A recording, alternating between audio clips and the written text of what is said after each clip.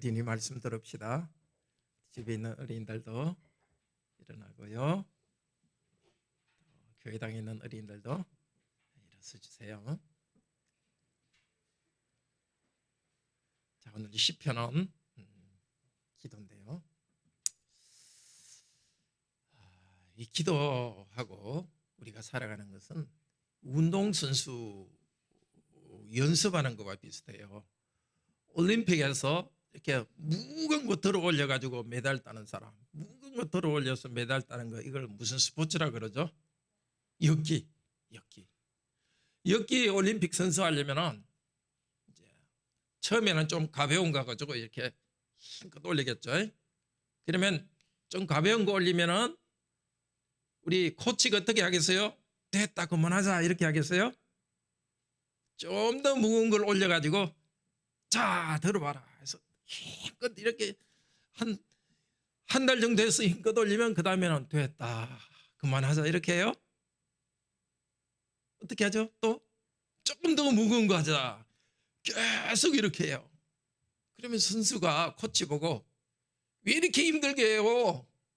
좀 더 쉬게 하지, 이렇게 말할까요? 자기는 메달 따고 싶으니까 무거운 거 든다면은 또 더 무거운 거 얹고 또 더 무거운 거 얹고 계속 이렇게 해가지고 더 참고 나간 사람이 그 메달 따겠죠. 우리 하나님 믿는 것도 그거와 비슷해요. 우리는 어려운 일이 있을 때 하나님께 기도해요. 하나님, 힘드니까 도와주세요 하면 하나님께서 힘든 걸 도와주셔서 우리는 너무 기뻐해요. 조금 지나면 조금 더 무거운 걸, 어려운 일을 줘가지고 기도해라, 하나님이 이렇게 해요. 그럼 또 기도하고 이렇게 하면 하나님께서도 힘든 것을 또 풀어주고 우리는 감사합니다, 이렇게 해요. 그런데 그러면서 어떻게 돼요? 점점 나는 믿음이 커지는 거예요. 죄와 싸움도 마찬가지예요. 마음속에 일어나는 죄와 싸워서 이기면은 또 다른 유혹이 일어나요. 그러면 이번에도 또 기도하고 죄와 싸워 이겨요. 그 다음에 좀 더 무거운 죄가 또 유혹 오면 그때는 또 하나님께 기도해서 또 그 무거운 죄를 이깁니다. 우리는 계속해서 영적인 이역기를 계속 들어요. 힘든 일도 들고 죄와의 싸움도 들어가지고 이깁니다. 오늘 시편이 그걸 말해요.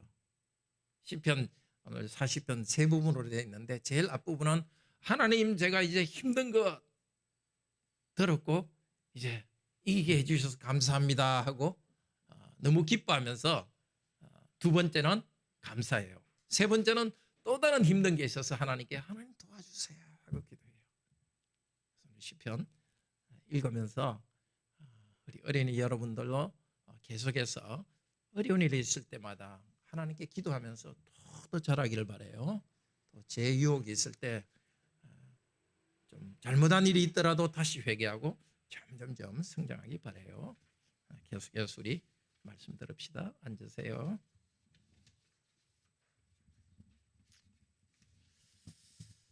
네, 그렇습니다.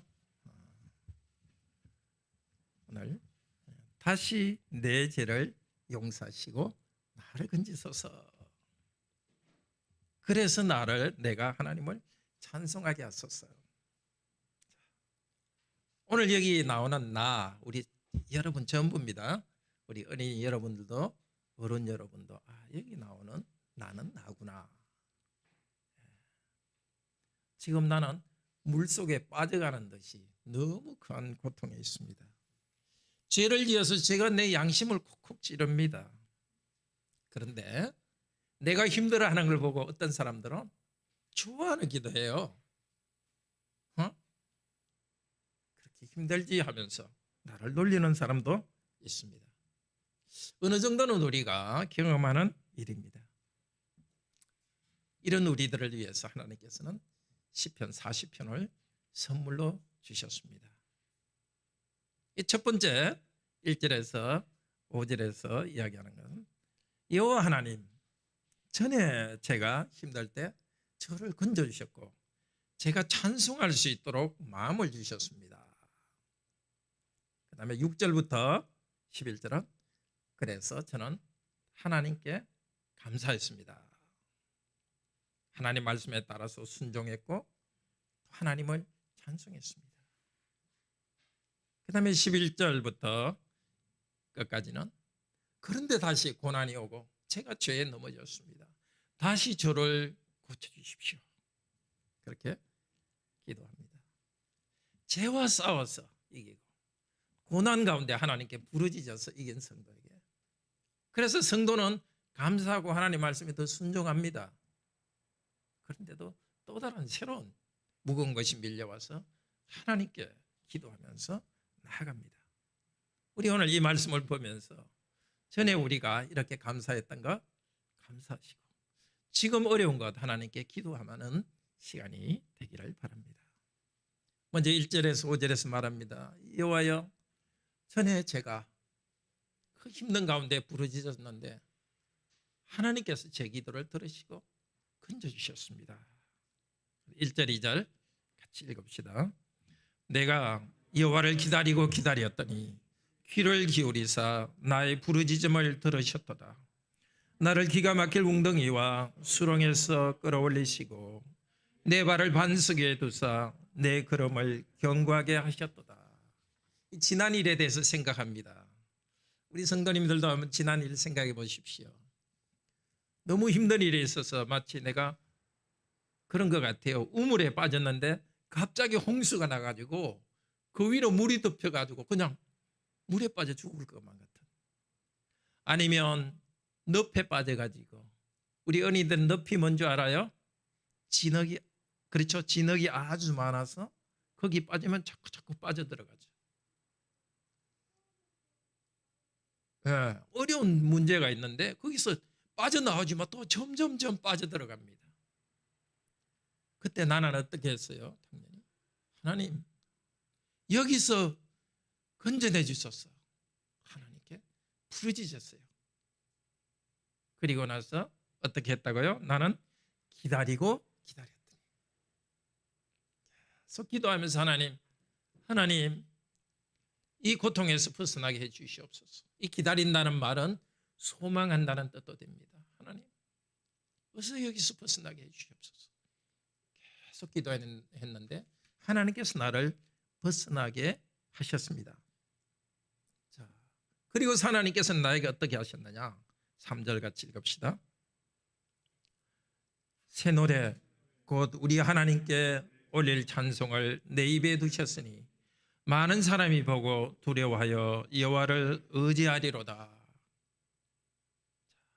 자기 입에 찬송할 수 있도록 해줬다는 겁니다. 너무 큰 고통 가운데서 벗어났기 때문에 찬송하게 해준다는 것입니다. 그냥 빠져들어가는 것 같았는데 하나님께서 이제는 나를 바위 위에, 내가 꼭 튼튼한 바위 위에 선 것처럼 아주 안정되게 해주었고 걸어가는 길도 아주 튼튼하게 해주었습니다. 말하자면 너무 일이 힘들어 그래가지고 잠도 잘 못 자고 혼란스러웠는데 정상적으로 잠도 자고 아침, 점심, 저녁 해야 될 일을 정상적으로 할 수 있고 기쁨으로 할 수 있었던 것, 그때에 하나님께서 내 입에 찬송을 집어넣었습니다. 그러니까 나를 구원해 주신 하나님께서는 구원하신 하나님을 찬송할 수 있도록 나에게 마음을 주셨습니다. 구원하신 하나님께서는 우리가 하나님을 구원할 수 있도록 우리가 찬송할 말도 우리에게 주십니다. 성령께서 나에게 그것을 주셨습니다. 그러면서 나는 생각했습니다. 참으로 나는 복된 자이다. 왜? 여호와를 의지하기 때문에. 여호와를 믿고 믿어왔지만은 이 어려운 상황 가운데서 여호와를 의지하고 믿었더니 여호와께서 나를 여기서 빼내주셨습니다. 우리도 그런 경험들을 쭉 해왔지 않습니까?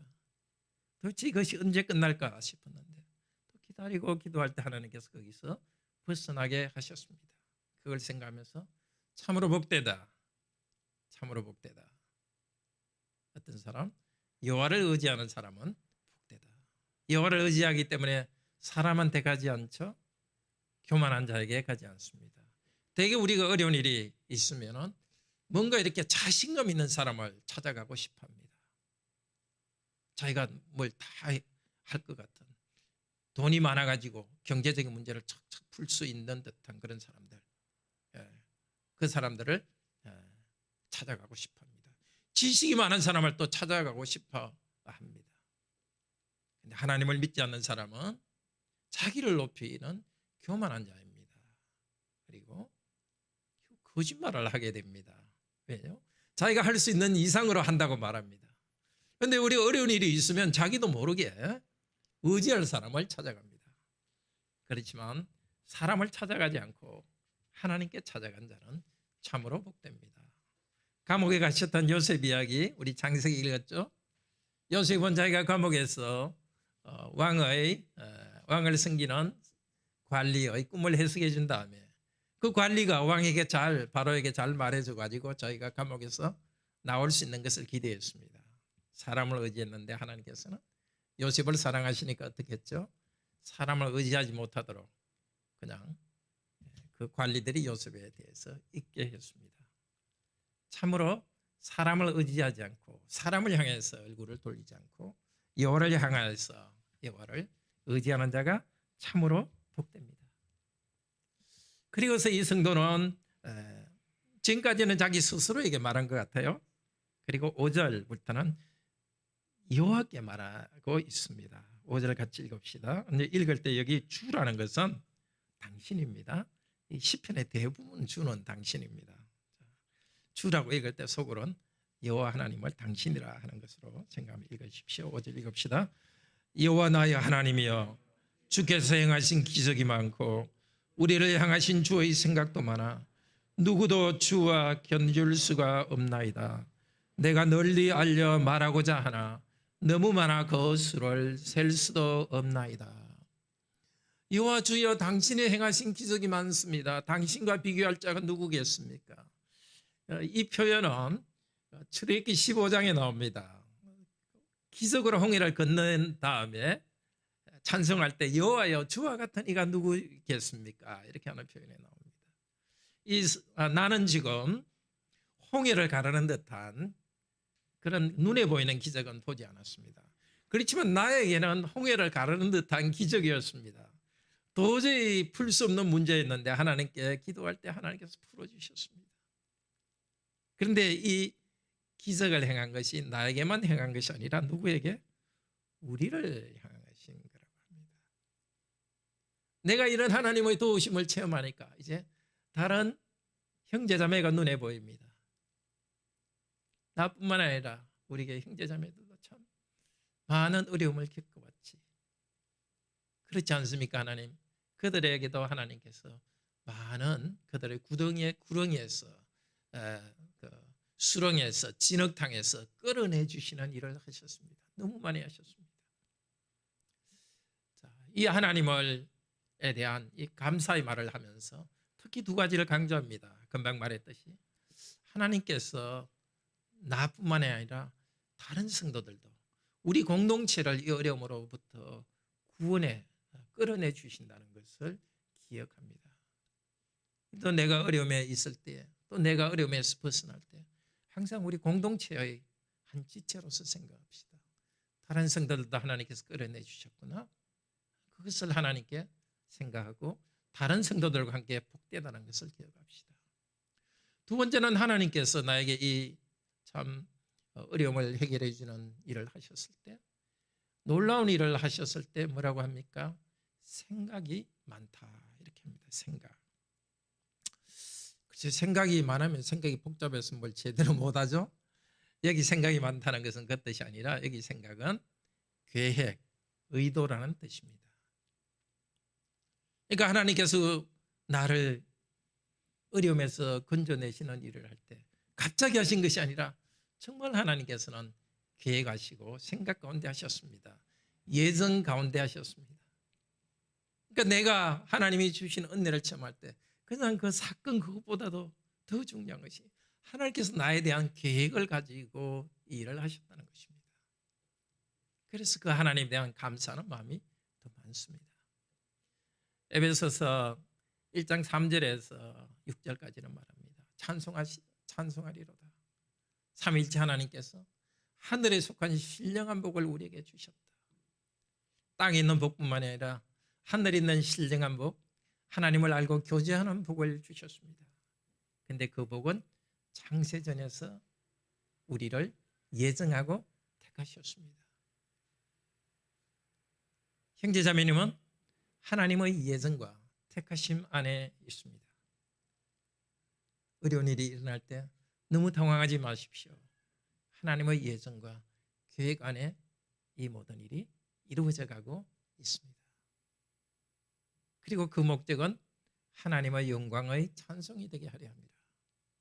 우리가 하나님의 영광을 찬송한다는 뜻도 되지만 우리 자신이 하나님의 영광스러운 찬송처럼 되도록 하는 것이 하나님의 목적입니다. 우리를 향한 놀라운 일, 그리스도를 믿게 하신 하나님께서는 우리를 여러 어려움에 던지기도 하지만 그러나 거기서 꺼내는 놀라운 일을 하시면서 영원전부터 예정하신 우리에 대한 계획을 이루어 가십니다. 바로 저와 여러분이 예수 그리스도의 피로써 구원받아서 하나님의 영광스러운 모습으로 변화되게 하는 이 계획을 하나님께서는 이루어 가십니다. 자, 그래서 이제 6절부터 말합니다. 그래서 저는 감사합니다. 감사하는 것은 첫째, 말씀에 순종하고 둘째로 하나님을 찬양했습니다. 이것도 이제 지난 일에 대해서 이야기합니다. 앞쪽에서도 지난번에 하나님께서 구원해 주셨고 저에게 찬송할 말을 제 입에 두셨습니다 했는데 이제 여기부터는 이제 그래서 저는 감사해서 이렇게 했습니다. 자, 먼저 나는 하나님께 순종했습니다. 그 이야기를 합니다. 그렇죠. 우리 요리문답에서도 배웠죠. 하나님께서 우리를 구원해 주셨을 때 우리는 어떻게 하죠? 감사를 표시하죠. 감사를 표시하는 첫째는 순종이고 두 번째는 기도와 찬송이었죠. 여기도 마찬가지입니다. 우리 6절 같이 읽읍시다.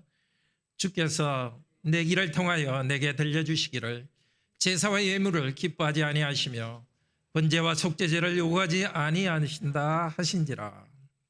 앞쪽에서 찬양을 내 입에 넣어두셨다 했는데 이제 여기서는 내 귀에 들려주었다 합니다. 이 말 그대로 뜻은 귀를 파냈다는 뜻입니다. 귓밥이 많이 들어가면 소리가 안 들리죠. 마찬가지로 이 마음이 둔해가지고 귀가 안 들렸는데 하나님 말씀이 들어오지 않았는데 하나님께서 마음이 그 말씀이 들리도록 내 마음을 열어주신 것을 귀를 열어주셨다고 합니다. 하나님께서 나를 이 어려움에서 벗어나게 하니까 더 말씀이 귀에 들립니다. 나를 사랑하시는 하나님에 대한 말씀이 귀에 들립니다. 근데 하나님 무슨 말씀을 하셨다고요? 내가 제사를 기뻐하지 않는다. 정말 이상하지 않습니까? 우리는 지금 여기 앉아서 이렇게 예배를 드리죠. 말씀과 기도로 예배를 드리는데 구약 성도에게는 제사를 통해서 예배를 드리도록 했습니다. 그런데 왜 하나님께서 예배를 원하지 않으신다 할까요? 조금 생각해 보면 알겠죠. 예배가 잘못되어서 그렇겠죠. 그냥 와서 짐승을 잡아서 제사만 드리고 마음으로는 예배 드리지 않습니다. 특히 삶이 엉망입니다. 내가 뭐 제사 드리니까 잘 됐다. 하나님 날 받아들여 주셨으니까 이제 나 하고 싶은 대로 하자. 그런 예배는 하나님이 받지 않으시는 것입니다. 삶이 문제입니다. 가정에서, 직장에서, 학교에서 보통 살아갈 때 하나님을 향한 순종이 없이 예배드리는 것은 하나님께서는 나는 받지 않는다고 합니다. 7절 8절에서 조금 더 분명히 말합니다. 7절 8절 읽읍시다. 그때에 내가 말하기를 내가 왔나이다. 나를 가리켜 기록한 것이 두루마리 책에 있나이다. 나의 하나님이여 내가 주의 뜻 행하기를 즐기오니 주의 법이 나의 심중에 있나이다 하였나이다. 자, 제사를 원하지 않는다 하니까 성도는 알았습니다. 하나님께서는 말씀을 순종한다는 걸 알았습니다. 이제 하나님, 이제 제가 왔습니다. 어떻게 해요? 두루마리 책. 지금은 성경이 이렇게 되어 있지만 구약 성경은 이게 둘둘 말았거든요. 그러니까 두루마리 책이라는 것은 성경을 말합니다. 성경에서 나에 대해서 기록한 것 뭐겠습니까? 하나님은 어떤 분인지도 성경에 나와 있지만 하나님은 우리를 사랑한다는 이야기도 나와 있지만 그 사랑을 받은 우리들이 하나님께 어떻게 해야 되는지에 대해서 의무에 대해서 나와 있죠. 하나님이 우리에게 요구하시는 의무. 십계명에 잘 요약되어 있죠. 하나님, 이제 그 말씀에 순종하는 것을 제가 즐거워합니다. 그리고 주의 법, 하나님 말씀이 내 마음속에 있습니다. 형식적으로 예배만 드리는 것이 아니라 내 온 삶에서 하나님의 말씀을 내 마음에 간직하고 내 행동으로 그것을 순종했습니다. 주의 뜻 행하기를 즐기오니 이 뜻이라는 것은 단순한 생각이 아니라 하나님 원래 이 뜻은 하나님께서 재물을 기쁘게 받으시는 것에 대해서 쓴 말입니다. 재물을 기쁘게 받으셨다. 그러니까 하나님 뜻이라는 것은 하나님이 기쁘게 받는 것이고 또 우리 쪽에서 볼 때는 하나님을 기쁘시게 해드리는 것입니다. 이 성도는 나는 잘 알았습니다. 하나님께 이 짐승을 드리면 하나님께서 받으시는 건 맞습니다. 그런데 그보다 하나님이 받기를 원하시는 것은 나의 마음으로 하나님의 말씀을 간직하고 내 삶으로 실천하는 것을 하나님께서 받기를 원했습니다. 내가 하나님을 기쁘시게 하기 위해서는 제사만 드리는 것이 아니라 삶을 하나님께 순종한다는 것을 알고 있어 하나님을 기뻐하시기 위해서 제가 살았습니다. 그리고 저는 그것을 기뻐합니다. 정말 그렇습니다. 형식적인 예배는 하나님은 싫어하시지만 마음으로 하나님을 사랑하고 말씀을 지키면서 또 순종하는 사람의 예배는 기쁘게 받으십니다. 하나님께서 우리를 어려움에서 건져주셨는데 부르짖을 때 하나님께서 도와주셨는데 엉뚱한 길로 가지 맙시다. 형식적으로 예배하지 말고 정말 삶의 예배를 드립시다. 말씀에 순종하고 말씀을 간직하도록 합시다. 하나님께서 나를 건져주셨기 때문에 내가 한 두 번째는 하나님을 증거하는 찬송을 합니다.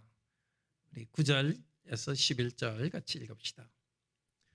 내가 많은 회중 가운데서 의의 기쁜 소식을 전하였나이다.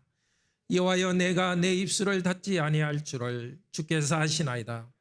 내가 주의 공의를 내 심중에 숨기지 아니하고 주의 성실과 구원을 선포하였으며 내가 주의 인자와 진리를 많은 회중 가운데 감추지 아니하였나이다. 여호와여 주의 긍휼을 내게서 거두지 마시고 주의 인자와 진리로 나를 항상 보호하소서. 나는 율법을 잘 지키며 순종하면서 예배에 나왔습니다. 회중 성도가 모인 곳에서 하나님을 찬송하고 또 말을 했습니다. 무슨 말을 했습니까? 내가 하나님 말씀을 잘 지켰다. 그 말을 하지 않았고 무슨 말을 했다고 하죠? 의의 기쁜 소식을 전하였습니다. 다르게 말해서 하나님은 의로우시다는 복음을 전했습니다. 하나님은 의로우심은 죄인을 심판하십니다. 또 하나 하나님의 의로우심은 하나님을 의지하는 자에게 자비를 베푸십니다. 그러니까 하나님께서 자비를 베푸시는 것을 오늘 여기에 몇 가지로 표현하고 있죠. 인자, 진리, 성실, 신실, 성실 여러 가지로 말합니다. 인자와 진리, 성실. 인자는 자비입니다. 여러분 우리가 언약의 사랑을 헤세드라 그랬죠. 하나님은 언약의 사랑을 주시고 진리는 신실하다는 것입니다. 이제 이 성도는 하나님이 어떤 분인지를 찬양합니다. 자기가 아니라 내가 어려움에 빠졌는데 하나님은 정말 신실한 분으로서 나를 사랑해 주시고 건져내 주셨습니다 하고 하나님을 찬양합니다. 그 하나님께서는 우리에게 신실하게 사랑해 주시고 그러면서 우리에게도 우리도 신실하게 하나님께 사랑하기를 원하십니다. 하나님을 신실하게 사랑하지 않을 때는 매를 드시지만 하나님께 신실하게 의지할 때는 하나님께서는 끝까지 지켜주십니다. 우리를 어려움에서 건져주셨을 때 우리는 다시 하나님이 어떤 분인지를 알아갑니다. 힘든 일 벗어났다 그게 아니라 하나님이 어떤 분인지를 더 알아갑니다. 하나님께서는 항상 신실하게 언약 백성을 지켜주십니다. 이 성도가 경험한 것을 우리에게 말하고 있습니다. 또 우리 형제자매들이 경험한 것을 다시 생각해 보라고 말합니다. 앞으로도 대체 내 인생이 순탄할지 그런 걱정이 있을 때마다 하나님은 참으로 신실하셨다는 것, 하나님은 참으로 자비로우셨다는 것을 기억하고 성도들과도 나누도록 합시다. 그리고 11절에서는 주님의 인자와 진리로 나를 보호하소서 이렇게 좀 기도처럼 말하는데요. 이거는 기도로 봐도 되지만은 확신으로도 볼 수 있는 구절입니다. 하나님, 지금까지 인자와 진리로 저를 인도하셨는데 앞으로도 인자와 진리로 나를 인도하실 것입니다. 정말 물이 나를 덮어버리고 늪에 빠져가는 그런 상황 때 두려워서 주저앉지 맙시다. 하나님 은혜를 다시 구하도록 합시다. 내 죄악이나 실수를 생각하면서 절망하지 말고 나의 비참에서 눈을 돌려서 신실하신 하나님을 바라봅시다. 마음이 가라앉을수록 오늘 이와 같은 시편으로 하나님께 말씀드리면서 확신으로 나아가도록 합시다. 그런데 12절부터입니다. 12절부터. 그러나 또다시 고난과 죄가 있으니 용서하셔서 이 고난에서 건져주소서 하고 지금 다시 기도합니다. 우리 12절 같이 읽읍시다. 수많은 재앙이 나를 둘러싸고 나의 죄악이 나를 덮침으로 우러러볼 수도 없으며 죄가 나의 머리털보다 많음으로 내가 낙심하였나이다. 수많은 재앙이라니 갑자기 분위기가 바뀌죠. 앞쪽에서는 하나님께서는 신실함으로 나를 지킬 것입니다 했는데 갑자기 수많은 재앙이 나를 덮쳤습니다. 이것이 성도의 삶입니다. 정말 하나님은 신실하게 나를 지킨다는 것을 확신합니다. 그렇지만 갑작스러운 재난이 닥치기도 합니다. 정말 천재지변이 일어나기도 하고 정말 예기치 않게 경제적으로 아니면 건강으로 어려움이 생기기도 합니다. 어떻게 해야 되겠습니까? 지금처럼 하나님께 고백해야 됩니다.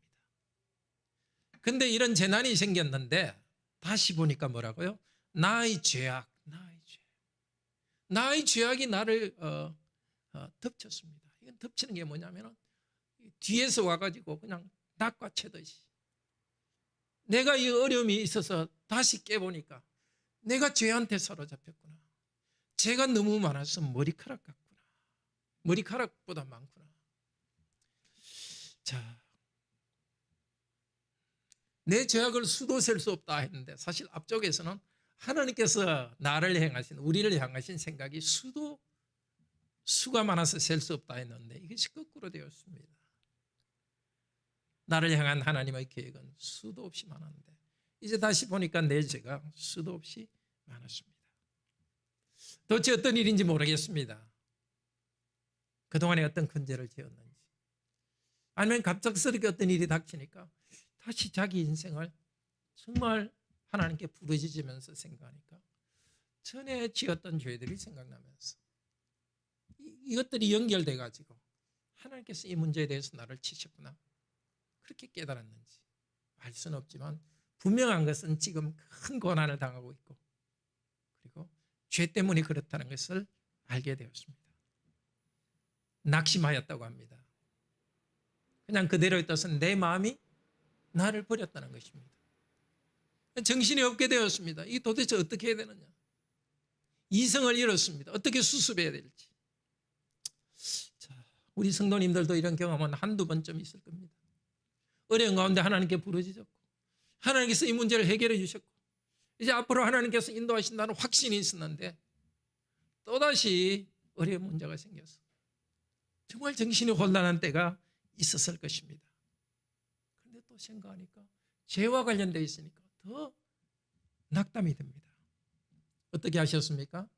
털썩 주저앉아서 울고만 있으셨습니까? 이 시편의 성도는 지금 이렇게 하고 있습니다. 앞쪽에 나온 것들은 지난번에 있었던 일입니다. 지금 12절부터가 지금 이 성도가 경험하면서 하나님께 기도하고 있습니다. 13절 뭐라고 합니까? 같이 읽읍시다. 여호와여 은총을 베푸사 나를 구원하소서. 여호와여 속히 나를 도우소서. 부르짖었습니다. 여기 은총을 베푸사 하는 것은 8절에 나온 당신의 뜻과 같은 말입니다. 8절에서는 내가 당신이 말씀을 따라서 당신을 기뻐하는 행동을 했습니다. 내가 말씀을 따라서 당신을 기쁘시게 할 수 있는, 그래서 내가 선한 행동을 해서 정말 하나님이 나를 받아들여 주었습니다. 그거 맞습니다. 그런데 지금은 자기가 그런 하나님이 받아줄 만한 그런 선한 행동을 하지 못한 것을 압니다. 근데 어떻게 하죠? 선한 행동이 아니라 무엇에 호소하고 있죠? 나에게 나의 선한 행동 그것과는 전혀 관계없이 나를 봐주십시오. 관계에 호소합니다. 내 행동을 생각하면 아무것도 할 말이 없습니다. 그렇지만 하나님 저를 언약 백성으로 삼아주지 않습니까? 관계를 보셔서 다시 은혜를 베풀어 주시옵소서. 속히 나를 도우소서. 정말 우리 성도님이 죄와 함께 큰 고난이 있을 때 복잡하게 생각할 필요 없습니다. 머리 정리한 다음에 생각 정리한 다음에 하나님께 기도할 필요 없습니다.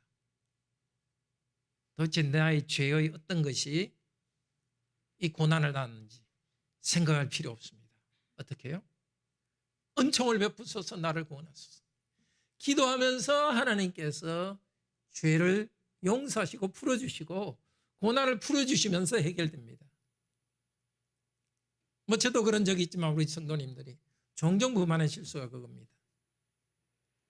큰 어려움이 있을 때 또 나의 어떤 잘못과 연결되어 있을 때 도대체 어떤 잘못과 이건 연결되어 있느냐 그렇게 고민한다고 시간을 너무 많이 보내요. 그렇게 하지 마시고 우리가 뭔가 문제를 분석해서 하나님께 나가는 건 아니거든요. 하나님과 관계 속에서 하나님께 나가거든요. 나의 어떤 행위를 받아들여 주십시오 아니라 이 문제투성에 나를 받아주십시오. 내가 기쁘게 할 것이 없지만 나를 받아주시고 은혜를 베풀어 주시옵소서. 속히 구원해 주시옵소서.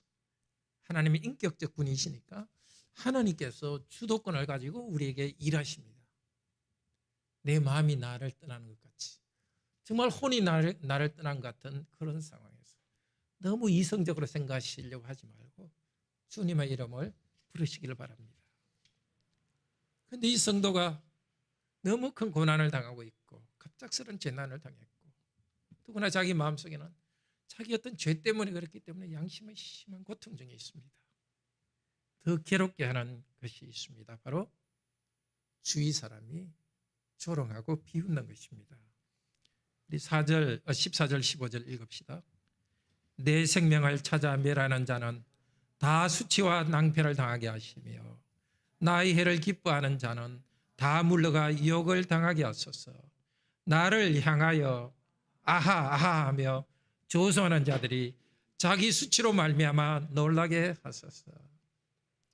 자, 이거 전부 다 앞쪽 부분에는 자기가 얼마나 조소를 당하는지를 말하고 있습니다. 생명을 차라 멸망하려는 자, 그 다음에 내가 당하는 피해를 기뻐하는 사람, 나를 향하여 하하하하 웃으면서 비웃는 자, 그 사람에게 둘러싸여 있습니다. 역시 어떻게 합니까? 그 사람들에게 가지 않고 하나님께 부르짖습니다. 하나님, 그 사람들이 오히려 수치를 당하게 하소서. 자, 누가 정말 내가 어려움에 당했을 때 나를 비웃고 잘됐다 이렇게 하는 사람들 아마 조금은 경험한 적이 있을 겁니다. 불신자들 가운데는 그렇습니다. 뭐 하나님 믿는다고 잘 된다고 하더니 뭐 별 볼 것 없네. 오히려 더 불행한 거 아니야? 하나님 믿어도 소용이 없네. 정말 억장이 무너지죠. 왜냐하면 외적 환경은 그 사람들이 보기에 뭔가 할 말이 없습니다. 그때 하나님, 제가 뭐 할 말은 없습니다. 저 사람한테. 그러니까 그렇게 말하는 사람이 수치를 당하게 하소서. 수치당하는 게 뭐겠습니까? 하나님께서 나를 구원하시는 것이죠. 이 어려움에서 벗어나게 해서 그 사람이 틀렸다는 사실을 보여주면 됩니다. 그런데 우리를 아주 힘들게 하는 사람은 내가 당한 재난을 기뻐합니다. 이거 잘 생각할 필요가 있습니다. 우리 성도님들은 참 주님의 은혜로 마음이 심성이 고와졌습니다. 그러니까 사람이 얼마나 악한지 잘 모르는 경향이 있습니다. 시편하는 우리에게 사람이 얼마나 죄인인지를 잘 가르쳐 줍니다. 다른 사람이 불행하고 고통을 당할 때 즐기는 악한 것이 있다는 것입니다. 하나님을 알지 못하는 사람 가운데는 그런 것이 있다는 겁니다. 그런데 아주 우리를 노골적으로 비난하는 사람뿐만이 아니라 가까운 사람이 어떨 때는 우리를 조금 비난하고 조롱할 수가 있습니다. 참 힘들지만 때로는 성도들 가운데 조금 그런 일을 겪을 수도 있고 때로는 뭔가 가족 가운데서도 뭔가 나를 조롱하는 것 같기도 합니다. 어떻게 해야 되겠습니까? 그 다음 16절에 좀 더 구체적으로 답을 줍니다. 16절 읽읍시다. 주를 찾는 자는 다 주 안에서 즐거워하고 기뻐하게 하시며 주의 구원을 사랑하는 자는 항상 말하기를 여호와는 위대하시다 하게 하소서. 14절에 내 생명을 찾아 멸망하려 하는 자, 그것과 16절에 주를 찾는 자는 똑같은 단어입니다.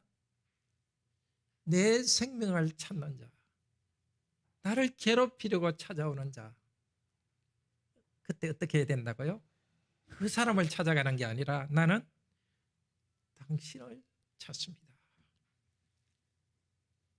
내 생명을 찾기 위해서 나를 괴롭히기 위해서 쫓아올 때 나는 하나님 당신께 달려갑니다. 그리고 하나님 당신 안에서 즐거워하고 기뻐하게 하소서. 하나님 당신의 구원을 나는 기뻐하게 하소서. 그런데 17절을 자세히 보시면 하나님 이 어려움에서 벗어나게 해주세요 하고 구체적인 기도 제목을 말하지 않습니다. 17절은 하나님과의 관계가 가까워지기를 기도합니다. 주 안에서 항상 즐거워하고 기뻐하게 해주소서. 그리고 내가 하나님을 기뻐하니까 어떻게? 여호와는 위대하시다. 하나님께 영광을 돌리게 해주소서. 우리 웨스트민스터 소위 어려문답 1문이 뭐죠? 사람의 첫째 되는 목적이 무엇입니까? 하나님을 즐거워하고 그분을 영원토록 즐거워하는 것입니다. 바로 그 이야기입니다. 하나님, 제가 하나님을 즐거워하게 해주세요. 하나님을 위대하시다 찬양하게 해주세요. 어떤 때 이 기도를 합니까? 사람들이 내 생명을 죽이려고 하고 있는 그런 심각한 상황에서 그 사람과 대항하는 대신에 내 인생의 목적이 무언가를 생각합니다. 나의 가장 큰 기쁨, 하나님 당신으로 인해 기뻐하고 하나님께 영광 돌리게 해주소서. 같은 것이 비슷한 것이 데살로니가서 5장 16절에서 18절 말씀 잘 외우시죠? 한번 해봅시다. 항상 기뻐하라, 쉬지 말고 기도하라, 범사에 감사하라. 이런 그리스도 예수 안에서 너희를 향하신 하나님의 뜻이니라. 구체적인 어떤 게 힘들고 구체적인 어떤 게 해결돼서가 아니라 하나님 당신과의 관계 속에 있으면서 즐거워하고 영광 돌리게 해주소서. 성도의 고난이 바로 이 목표를 향해 나아갑니다.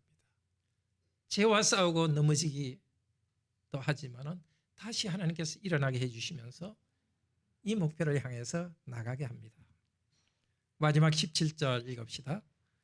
나는 가난하고 궁핍하오나 주께서 나를 생각하시오니 주는 나의 도우시며 나를 건지시는 이시니라. 마옵소서. 이상합니다. 이게 끝입니다. 그 다음에 뭐가 좀 있어야 되지 않겠습니까? 나를 구원해 주셨으니까 내가 하나님을 찬양하겠습니다. 그 말이 있어야 되는데 뚝 끊겨버렸습니다. 이 성도는 이 상태에서 그냥 계속 기도하고 있다는 걸 보여줍니다. 물론 그 뒤에 또 기도 응답을 들었겠죠. 그렇지만 오늘 우리를 위해서 여기서 다 끝냈습니다. 하나님께 기도하지만 당장 기쁨으로 회복하지는 않습니다. 이렇게 끝내면서 오늘 예배도 어쩌면 이렇게 끝내야 될지 모르겠습니다. 여기까지 우리가 하나님께 부르짖으면서 끝내고 다시 집에 가서 더 부르짖으면서 지금 내 어려움, 나는 가난하고 궁핍합니다. 경제적인 어려움도 있고 여러 면에서 부족합니다. 주께서 나를 생각하시오니, 생각이 뭐라 그랬죠? 나에 대한 계획이 있습니다. 나를 도와주시는 분이요, 건져주시는 분이니까 지체하지 마시고 나를 도우소서.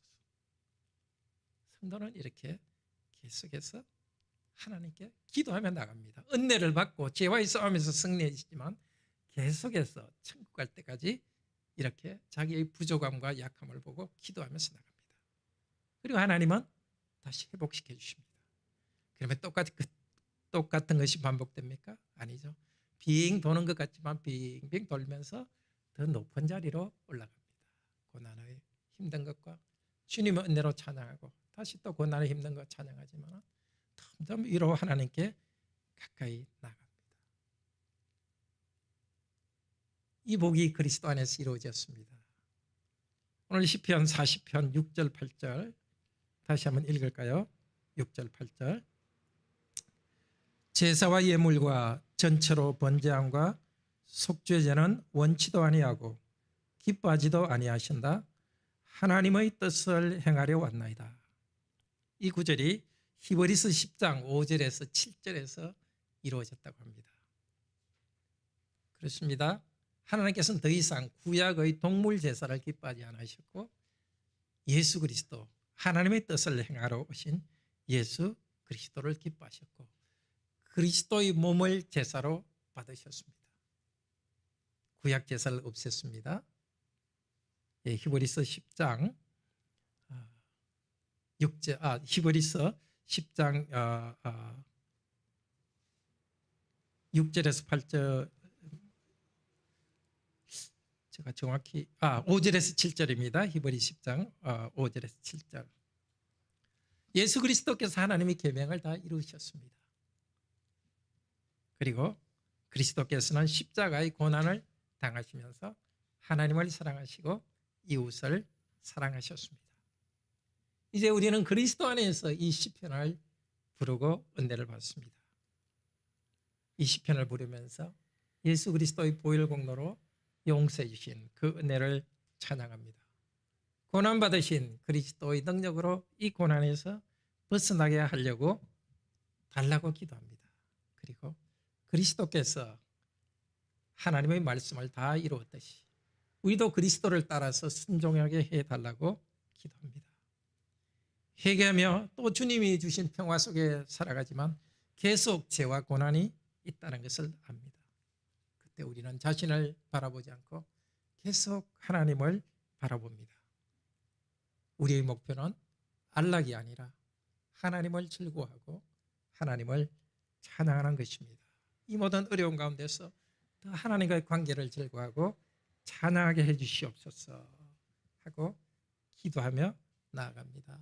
천국 갈 때까지 우리는 이렇게 나아가고 그리스도께서 재림하신 후에는 그리스도의 온전한 모습으로 우리가 변할 것입니다.